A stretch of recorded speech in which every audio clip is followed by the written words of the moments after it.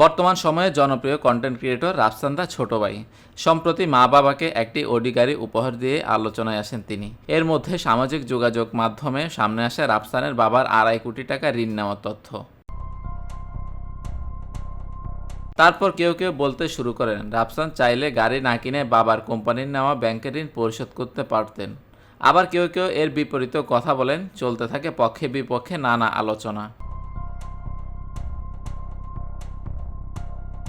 তবে অনেকেই অপেক্ষায় ছিলেন বিষয়টি নিয়ে রাফসান কী ব্যাখ্যা দেন সেটি শোনার জন্য। মঙ্গলবার রাতে ফেসবুকে একটি ভিডিও পোস্ট করে ব্যাখ্যা দেন তিনি। ভিডিওতে ঋণ নেওয়ার তথ্য স্বীকার করে রাফসান বলেন, বিষয়টি এখন আদালতে বিচারাধীন। সেখান থেকে নির্দেশনা না দেওয়া পর্যন্ত ঋণ পরিশোধ করব কিভাবে, কারণ আদালত এখনও নির্ধারণ করে দেয়নি কত টাকা পরিশোধ করতে হবে। তিনি বলেন, আপনি আমাকে বলছেন আমি একজন সন্তান হয়ে কেন ঋণ পরিশোধ করছি না। আমি বলতে চাই আমার ভাই ও আমি যথেষ্ট ভালো সন্তান। আমি ও আমার ভাই মিলে অবশ্যই ঋণ পরিশোধ করতে পারি, কিন্তু আদালত তো বলে নাই কত টাকা পরিশোধ করতে হবে। তাহলে আপনি বলে দেন কত টাকা পরিশোধ করব।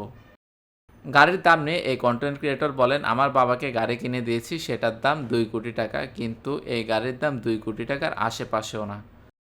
ভিডিও শুরুতে রাফসান বলেন, আপনারা জানেন ব্যাংক থেকে ঋণ নিতে হলে কিছু জিনিস বন্ধক রাখতে হয়।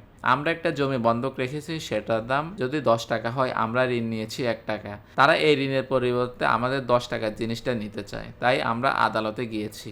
ভুল তথ্য ছড়ানোই আইনগত ব্যবস্থা নেবেন জানিয়ে তিনি বলেন, যিনি মোরাল পুলিশিং করছেন তিনি ভুল তথ্য ছড়াচ্ছেন। আমি আমাদের আইনজীবীর সঙ্গে এ বিষয়ে কথা বলেছি। আমরা হাজার হাজার কোটি টাকা নিয়ে পালিয়ে যাইনি, আমরা দেশেই আছি। News desk, TBC news.